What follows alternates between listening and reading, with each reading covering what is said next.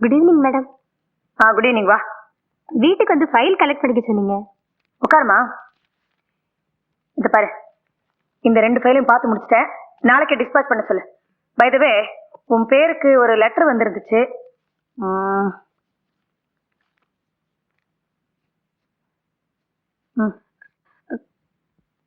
எங்க இந்த லெட்டரை நீங்க படிச்சுட்டு போறீங்களோன்னு பயந்துட்டியா? படிச்சுட்டேனே. படிச்சிட்டீங்களா? மற்றவங்க லெட்டர்ஸை படிக்க கூடாதுங்கிற நாகரிகம் கூட தெரியாமலா நான் ஒரு IAS ஆபீசரா இருக்கிறேன். அது சரி, அதை பார்த்த உடனே ஏன் அப்படி பயந்துட்டு? நான் தெரிஞ்சுக்கலான்னா சொல்லு. அந்த லெட்டர்ல அப்படி என்ன மர்மம் இருக்குது? மர்மம் ஒண்ணும் இல்ல மேடம், என்னோட கர்மம். என் புருஷன் எனக்கு எழுதி போட்டிருக்கிற பாவ மன்னிப்பு கடிதம். உனக்கு கல்யாணம் ஆயிடுச்சா? ஆயிடுச்சு. ஆன வேகத்திலேயே அதுக்கு அர்த்தம் இல்லாமலும் போயிடுச்சு. I'm very sorry, very sorry. இது பாரு கண்ணகி, உன் வாழ்க்கையில என்ன நடந்துச்சுன்னு மனசை விட்டு என்கிட்ட சொல்லுமா. என்னால ஏதாவது உதவி செய்ய முடியும்னா கண்டிப்பா செய்யறேன். மேடம், எனக்கு புருஷனா வந்து வாச்சானே, அவனை நான் காதலிச்சு கல்யாணம் பண்ணிக்கிட்டேன். ஓஹோ. அவரோட அட்வர்டைஸ்மெண்ட் கம்பெனியில ஓவியரா வேலை பார்த்தாரு. அதுக்கு பக்கத்துல இருக்கிற ஒரு பிரைவேட் கம்பெனியில நானும் டைப்பிஸ்டா ஒர்க் பண்ணேன். எங்களுக்குள்ள எப்படி காதல் ஆரம்பமாச்சுன்னு கேக்குறீங்களா? இந்த கன்றாவிக்கெல்லாம் காரணக்காரியா இருக்கா என்ன? அவர் என்னை பார்த்து சிரிச்சாரு, நானும் அவரை பார்த்து இழிச்சேன். உடனே நாங்க 2 பேரும் ரோமியோ ஜூலியட் ஆயிட்டோம்.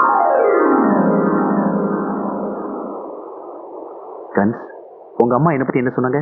வீட்டுக்கு வந்த மருமக வெள்ளி பாத்திரம், பித்தளை பாத்திரம், நகை, நட்டு, அது இதுன்னு எதுவுமே பெருமையா பேசுற மாதிரி கொண்டு வராம வெச்ச பூவும் கட்டின புடவையோடையும் வந்து நான் என்ன பண்றதுன்னு உங்க அம்மா பயப்படுறாங்க. இத பார், ஸ்கூட்டர் வாங்கணும், டிவி வாங்கணும், வீடியோ வாங்கணும், அதனால உங்க அம்மா வீட்டுக்கு போய் 20,000 30,000 கொண்டு வா அப்படி இப்படி நான் கேட்டா, ஐ மீன் உன்னுடைய சொப்னத்துல வந்து நான் கேட்டாலும் உன் காலில் இருக்கிறத கழட்டி நீ அடிக்கலாம். ஐயோ, நீங்க அப்படி கேட்டா கூட நான் உங்க மனைவியானதுக்கு அப்புறம் அப்படிலாம் செய்ய மாட்டேன். திருநிறை செல்வன் சிவாவுக்கும் திருநிறை செல்வி கண்ணகிக்கும் சுபயோக சுப முகூர்த்தத்தில் தடபுடலா கல்யாணம் நடந்துச்சாக்கும். நிறைய காதல்கள் கல்யாணத்துல முடியறது இல்ல. LBWலயே அவுட் ஆறவங்க தான் ஜாஸ்தி. லெக் பிஃபோர் விக்கெட்டா? Love before wedding. ஆனா காதலிச்சோலே கல்யாணம் பண்ணிட்டாரு. உன்னோட சிவா உண்மையிலேயே வெரி ஃபைன் பர்சன். ஃபைன் பர்சனா தான் இருந்தா 1 வருஷம். அப்புறமா தான் பயங்கரமா ஃபைன் போடுற புருஷனா மாறினா. அம்மா பேச்சையும் தங்கச்சி பேச்சையெல்லாம் கேட்டுக்கிட்டு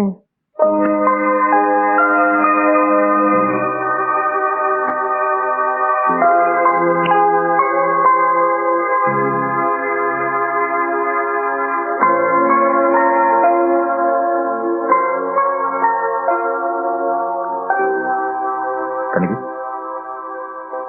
கனகி,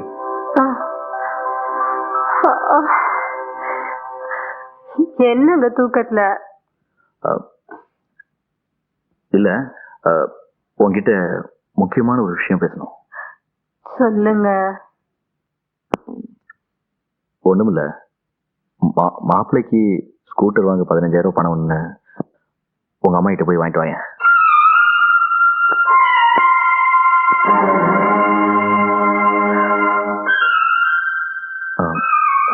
என்ன என்ன அப்படி பாக்குற? நான் இப்படி பேசுறது உனக்கு ஆச்சரியமா இருக்கா? இல்லீங்க, நமக்கு கல்யாணம் ஆகி 1 வருஷம் ஆச்சு. என் உடம்பு உங்களுக்கு திகட்டி போச்சு. இனிமே ஆசையெல்லாம் காசு மேல தானே. கனகி, தாகமா இருக்கா? இல்ல, எரிச்சலா இருக்கு. தண்ணியை ஊத்தி அணைக்க பாக்குறேன். கனகி, வரதட்சணை வாங்க மாட்டேன்னு வாய்கழியே பேசலாம். ஆனா அப்படி வரதட்சணை வாங்காம கட்டிக்கிட்டவன அக்கம் பக்கத்துல இருக்கிறவங்க அவ்வளவு சுலமா வாழ வர்றதில்ல. அது நடைமுறைக்கு ஒத்தும் வராது.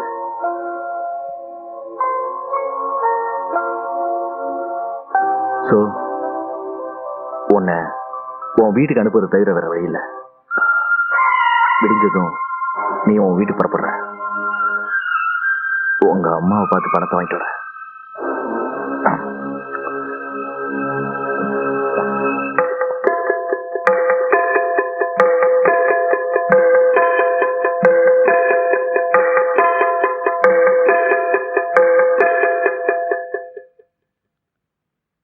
பணம் கிடைக்காம நீங்க வரக்கூடாது.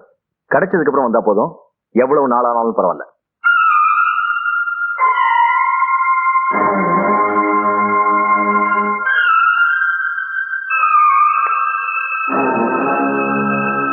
உன் சொப்பனத்துல கூட வரதட்சணை கேட்க மாட்டேன். அப்படி கேட்டா உன் காலில் இருக்கிறத கழட்டி அடிக்க. என்ன அப்படி பாக்குற? இல்ல, முன்ன நீங்க சொன்னது எனக்கு ஞாபகத்துக்கு வந்துச்சு. நீங்க தான் வார்த்தை மாறிட்டீங்கிறதுக்காக நானும் வார்த்தை மாறிடக்கூடாது. அப்புறம் நம்ம 2 பேருக்கு வித்தியாசம் இல்லாம போயிடும்.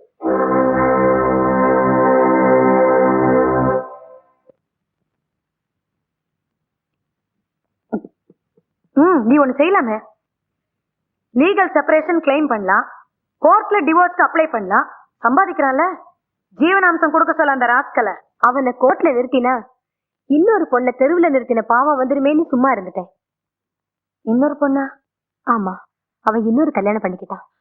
அட ராஸ்கல், முதல் மனைவி உயிரோட இருக்கும்போது அவ சம்மதம் இல்லாம இன்னொரு பொண்ணை கல்யாணம் பண்ண கூடாது, அது சட்டவிரோதமாச்சே.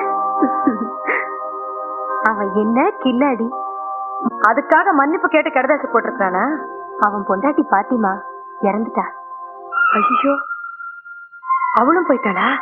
சின்ன சின்னதா 3 குழந்தைங்க, வளர்க்க முடியல, வரியான்னு கேட்டு எழுதியிருக்கான்.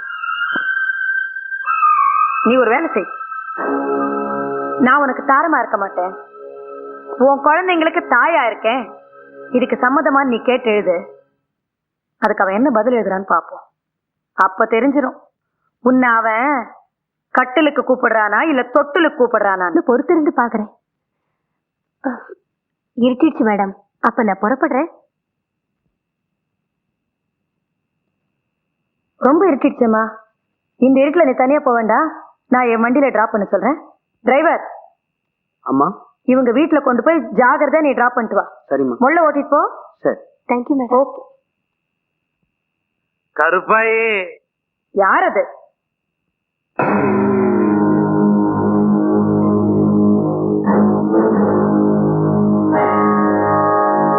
ரொம்ப வருஷத்துக்கு அப்புறமா பாக்குறேன், இருட்டுல வேற இருக்கிற, அதான் அடையாளம் தெரியாம முழிக்கிற.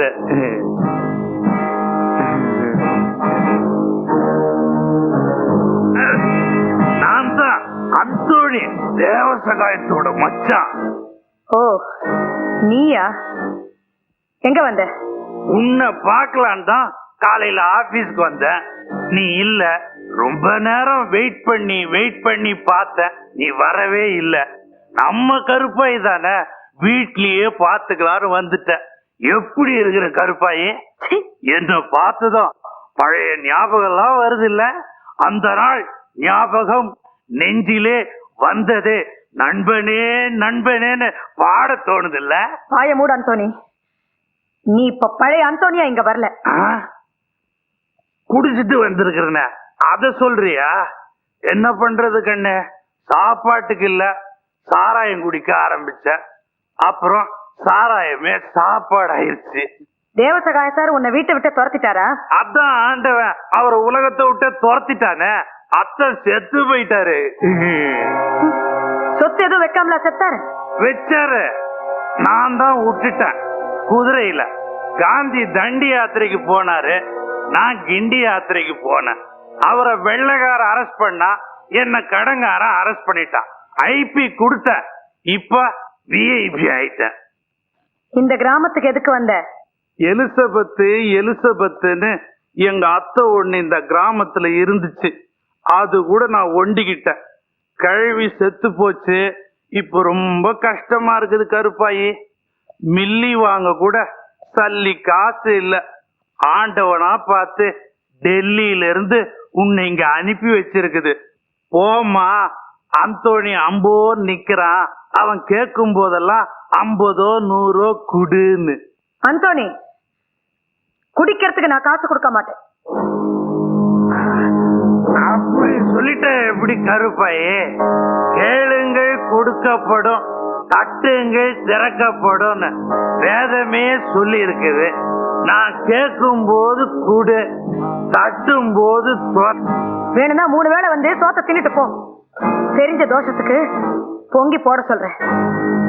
குடிக்கிறதுக்கு காசு கேட்டு தலைகிடா நின்னாலும் சரி அந்தோணி, நயா பைசா நான் உனக்கு கொடுக்க மாட்டேன். குடுக்காட்டி பழைய குப்பையெல்லாம் கிளறுவேன். ஊரே நாரம். அது என்ன பழைய குப்பை? உன்னை பத்தி தான். நீ யாரு, எவ்வளவு பெரிய கிரிமினல் குற்றத்தை பண்ணிட்டு எல்லாரையும் தபாச்சிட்டு இருக்கிற, எவ்வளவு பெரிய உண்மைய கொலை பண்ணி குழி தோண்டி புதைச்சு வச்சிருக்கிற விஷயத்த போலீஸுக்கு புட்டு புட்டு வைப்ப. Stupid. நீ சொன்னா போலீஸ் நம்பிடுவாங்களா என்ன? நானே அப்ரூவரா மாதிரி கவர்மெண்ட்டுக்கு எழுதி போட்டுருவனே, நெருப்பு இல்லாம புகையாதுன்னு நோண்ட ஆரம்பிச்சிருவானே. ராஸ்கல், பிளாக்மெயிலா பண்ற? பிளாக்மெயிலோ போட்மெயிலோ எனக்கு அதெல்லாம் தெரியாது. இத பாரு கருப்பாயி, எனக்கு மாமூல் கொடுக்கலனா நீ மாட்டிக்கிறது நிச்சயம். வாக்கரிசி போடுற மாதிரி எனக்கு 50ஓ 100ஓ அப்பப்ப போட்டுக்கிட்டே இரு. நான் கண்டுக்காம கம்முன்னு இருக்கிறேன். போதை இருந்தா நான் வரமாட்டேன். போதை இறங்குச்சு உன் படி ஏறுவேன். போட நாயே, யாரடா மிரட்டுற? என்கிட்ட தேவசகாய சார் அப்பவே சொல்லியிருக்காரு, நீ சரியான தெரு பொறுக்கின்னு. பொறுக்கி பொட்ட வேடி வேமானி எது வேணாலும் திட்டு. திட்ட திட்ட திண்டுக்கல்லு, வைய வைய வைரக்கல்லு வாங்கி வாங்கி போட்டுக்கிறேன். எனக்கு திட்டு முக்கியம் இல்ல கருப்பாயி, துட்டு தான் முக்கியம். மூஞ்சில காரி தூன்னு துப்பிட்டு 30 ரூபா கூட நல்லாரு மகராசின்னு வாழ்த்துவேன். இப்பதான் புரியுது நீ எவ்வளவு பெரிய அயோக்கியன். நீ மட்டும் ரொம்ப யோக்கியமா? ரெட்ட வேஷம் போடலன்னா எனக்கு காசு கொடுக்க வேணாம்.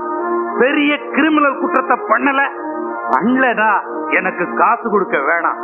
சட்டத்தையும் தர்மத்தையும் ஏமாத்தி உண்மையை கொலை பண்ணி குழி தோண்டி புதைக்கலனா எனக்கு காசு கொடுக்க வேணாம்.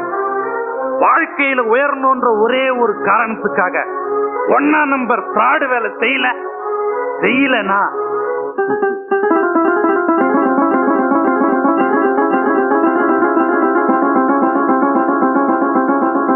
தேங்க்யூ கருப்பாயி. நான் அடிக்கடி வருவேன். நீ அள்ளி அள்ளி கொடுத்துக்கிட்டே இரு.